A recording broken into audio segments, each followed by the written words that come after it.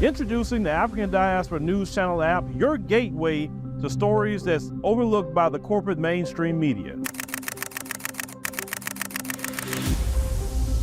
At African Diaspora News Channel, we cover stories that don't receive mainstream attention, and we serve as the voice to the global Black community.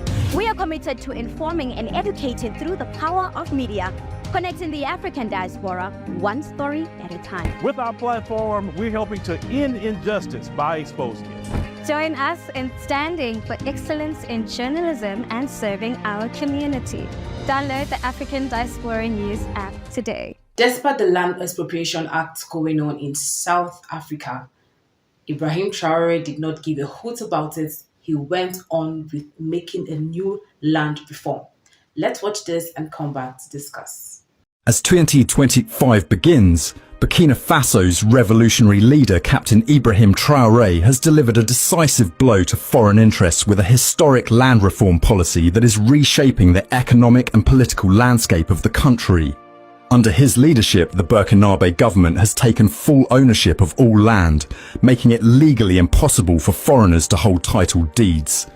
This bold move has sent shockwaves across Africa, causing panic among Western investors and politicians who have long relied on Africa's weak land policies to secure massive agricultural and resource extraction deals.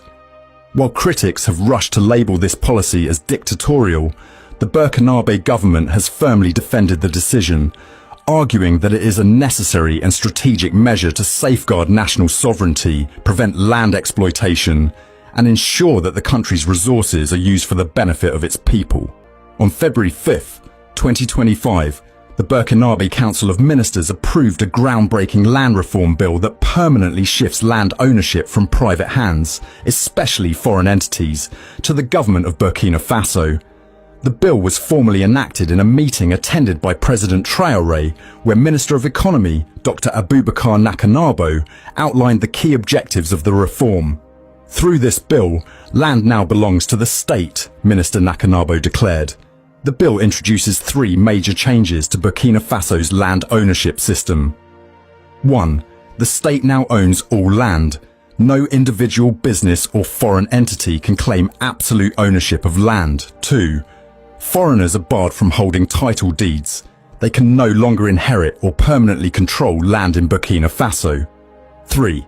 A long-term lease system is introduced. Instead of land ownership, both locals and foreigners can apply for long-term leases ranging from 18 to 99 years, primarily for agriculture, industrial development, and public infrastructure projects. This policy fundamentally alters Burkina Faso's historical land tenure system, which had been based on customary land rights. For decades, land ownership in Burkina Faso was rooted in customary traditions, where local communities controlled and allocated land based on ancestral claims. Land was passed down through generations and families maintained a strong sense of security over their lands. However, this system was deeply flawed due to lack of legal documentation. Most landholders had no official records proving ownership, making land disputes common. Elites exploiting the system, wealthy individuals, including politicians and business moguls, manipulated customary rights to amass vast amounts of land while local farmers struggled. Foreign entities acquiring land through corrupt deals. Western corporations, Chinese investors, and other foreign groups quietly bought land, taking advantage of weak land policies to control fertile agricultural areas and resource-rich regions. The new law eliminates these loopholes by transferring all land ownership to the state, allowing the government to regulate and distribute land fairly. While critics, especially from Western media and political circles, have labelled this bill as an authoritarian power grab, the reality is that Burkina Faso is simply reclaiming its sovereignty over its land. For too long, Africa's weak land policies have allowed multinational corporations and foreign governments to exploit its natural resources, with little benefit to local populations. By placing land under state control, the government of Burkina Faso can now prevent foreign exploitation. Foreign investors will no longer be able to purchase vast tracts of land for commercial farming, mining, or real estate speculation. The state can now allocate land more efficiently for public infrastructure, industrial projects, and agricultural development. Resolve land disputes fairly.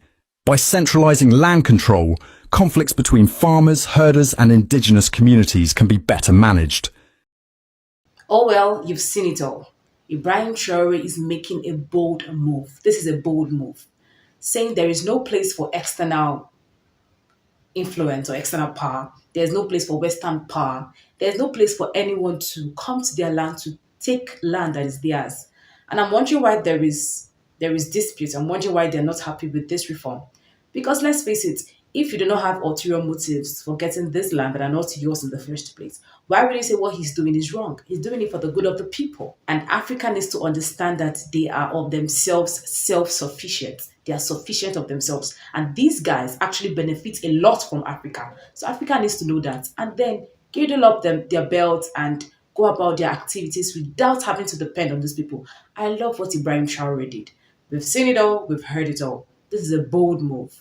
These lands are not for Western people and not for Western power. All lands that they've occupied now belong to Burkina Faso, as it should be. What do you think about the story? Comment below and don't forget to share, subscribe, and turn on your notification button.